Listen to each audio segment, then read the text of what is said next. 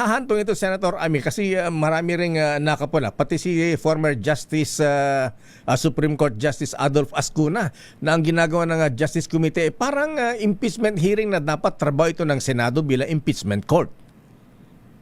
Actually, nagtataka rin ako kung ano yung connection nitong term sharing agreement kuno. Anong connection nito sa impeachment ni VP? Anong connection nitong pinagsasabi niya sa impeachment? At kung may connection man, hindi man mini trial na to. Parang nagtatrial na sila eh. Nagpe-presenta na sila ng testigo. Tinitimbang na yung ebidensya. Hindi ba trial ang dating nun? Kaya sang-ayon ako dun kay Justice Ascuna at nalilito ako sa ginagawa.